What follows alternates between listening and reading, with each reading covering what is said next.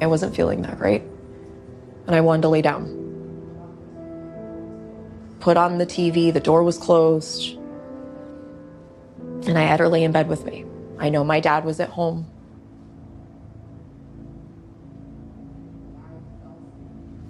But I fell asleep and was asleep for a while. And I was awoken by him shaking me and asking me where Kaylee was, which didn't make sense because I looked next to me and that's where she was. TV was still on. She would never even leave my room without telling me, even if she had to go to the bathroom. She'd never just leave me there. She knew she wasn't allowed to just be in the house by herself. And I immediately start looking around the house. Her room, what used to be my brother's room, in the bathroom, my parents' room, the garage. I go outside and I'm looking to see where she could be. She's not in her playhouse. Where is she? Why is she not here?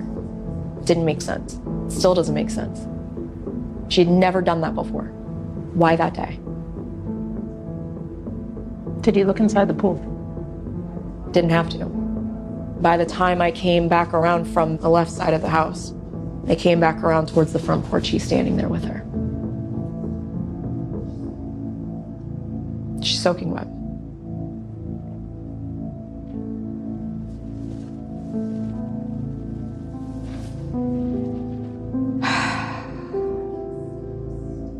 I can see him standing there with her in his arms and hand her to me and telling me that it's my fault, that I did that I caused that. And I just collapsed with her in my arms. What did she feel like? She was heavy. She was cold.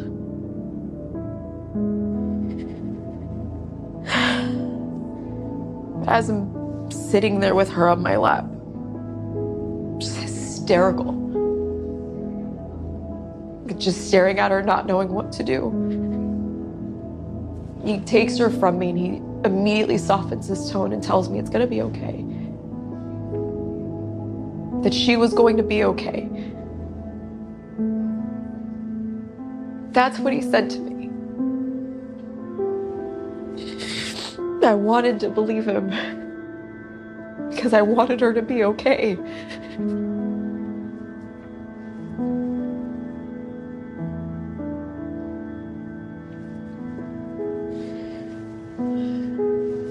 And I don't know how long I sat outside. I don't know where he went. He took her from me and he walked away. I know he went back in through the screen doors and he went back into the house. But I don't know where she went. And I don't know what he did. There are too many scenarios of what could have happened, but her drowning in the pool is not one. It's not possible. In most scenarios, it would be plausible. Not in this one. The ladder wasn't on the pool. It's the only way in or out for her or for me. So what was your thought on why she was wet? Something I still can't piece together. I wasn't the only one home. I'm not outright accusing him of murder, but it wasn't an accident in the pool. And I know people are gonna question, well, why didn't I make a phone call? Why didn't I call 911? Why did I even wait to tell my mom anything? But I didn't tell her anything. Why lie? But I have to live with that. Knowing that I failed to protect my child. I failed her again and again and again because I still protected the person who hurt me.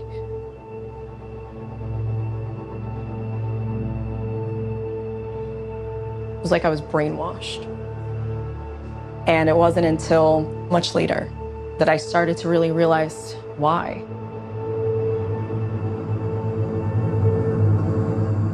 In one of the interviews, Casey shared with me that her dad had abused her. Everything made sense in that moment. I understood her. When you've been a victim of sexual abuse, you pretend that nothing is wrong. It's the separation of the mind from the actions, right? That's how Casey can show up as if she had no troubles in the world during her 31 days, where she's lost her baby, Kaylee. That was part of the main instruction from my dad, was just to be as normal as possible. I couldn't show that there was anything going on to anyone else. All of the photos that people see of me out during those 31 days, I wasn't out partying. You don't see drinks in my hand. I was there actually working. I was there helping Tony promote. But you weren't going through the cycles of grief. No. During the 31 days, I genuinely believed that Kaylee was still alive. My father kept telling me she was okay. I just had to keep following his instructions. People also don't know when you're crying in a bathroom, alone, trying to pull yourself together. You can never see behind closed doors unless someone chooses to let you in. I was in contact with my father daily, but whether or not I saw him at the house or we talked on the phone, check my cell phone records. The phone records, my phone pings had me calling Hope Spring Drive again and again and again when my mom was at work. And what were you saying to him? I just wanted answers. When am I going to see her? How much longer are we going to keep doing this? Is she okay? That I remember. And what would he say? He would tell me she was fine. Just keep doing what I'm telling you to do. You guys will be reunited soon. Did he describe where Kaylee was or what she was doing? No. Wouldn't tell me anything. I would ask if he knew where she was, and he would just tell me she was safe. When you're physically afraid of another human being, and you were conditioned to say and do what they wanted you to say and do, even as an adult, you're still going to revert right back to it. So you really believed he would have kidnapped her from you and put you through all of that? That made sense to you, that he would do that? At the time, it did. It just seems incredible. For 31 days, you're still in that space of... I was still in that space even a couple weeks later when I was in jail. I was convinced that she was okay. Until December of 2008. My name is Annie Gotterwis, and I was once best friends with Casey Anthony. Casey was a good mom. She took care of that child. She loved that baby. She was always focused on Kaylee. You know, she was a part of her. She was everywhere that she was. It's very clear when I talk to the policemen, they all very readily tell me that the motive here was somebody who wanted to go out dancing and was ready to kill her child. No way. No way, shape, form. I don't believe that for a second. I understand how they will say that. I get it. That's not the Casey that I knew. No way. She didn't kill her child. Like, all the pictures that circulated on the news, on social media, there's a matter of, I would say, maybe half a dozen pictures that are from half a dozen different nights over the span of a 3-year time period. The media made it like all she wanted to do was to kill her kid and go out and party. It's not the Casey that I knew. She wasn't ever like the life of the party. She didn't go out with us all that often. She was your typical mom. I mean, she loved that child. There's no way. No way she killed that baby. They have a TV on, though, in the far corner, and it's the live footage. And all you see across the bottom is body fat. And I'm listening to them start to say, a bag full of little bones may just be the remains of 3-year-old Kaylee Anthony. And I lose it. Couldn't breathe. Because that was the confirmation that she wasn't coming home. Because all of that time I still held on to that shred of hope that she'd be okay.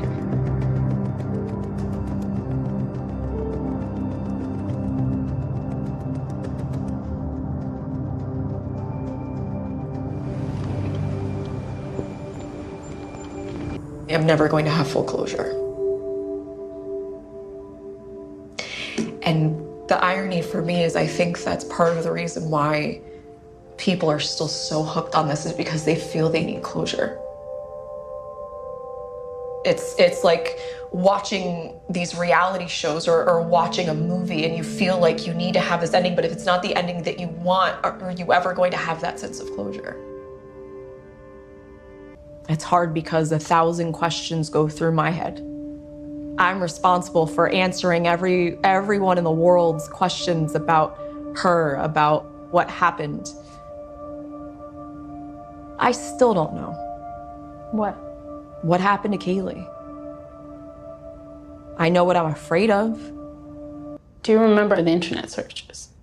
At 2:49, whilst Casey's cell phone is pinging a tower nearest the home, the Anthony's family desktop computer is activated by someone using Casey's password-protected account. At 2:51, someone does a search for foolproof suffocation, clicking on several pro-suicide websites. Right. Wasn't me. I can tell you that. Everyone had each other's passwords because it was the family computer. But I didn't make those searches. Do you think it's possible your dad did that 2:51 p.m. search if he was at work at 3? Where he worked and where our house was located was less than 10 minutes. There was enough time for him to have been home, still made those searches, and then left for work. At 3:02, we have George using his cell to call the house landline. Okay. But where was his phone pinging at that point? Was it pinging at work or was it pinging closer to the house? We don't know because we don't have George's cell phone records. That's also part of the problem. We don't have George's cell phone records.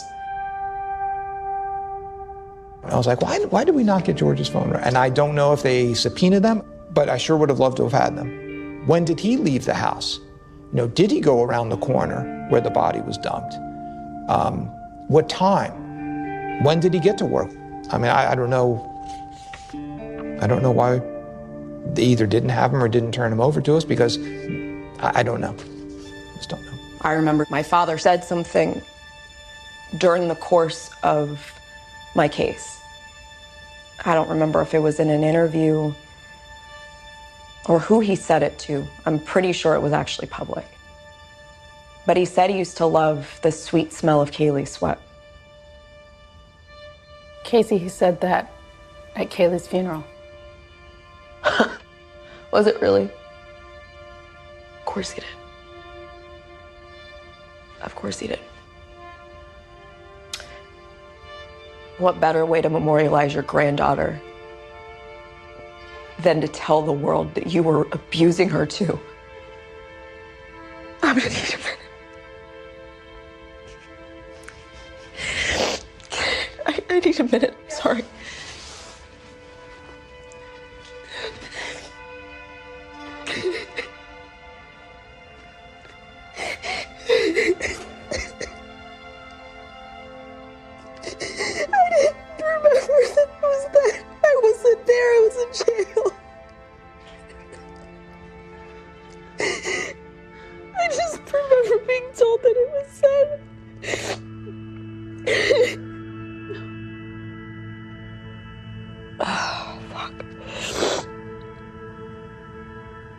Why didn't he call 911? I wasn't the only one that was home. And why, after all of this time, keep blaming me for something I didn't do? Why?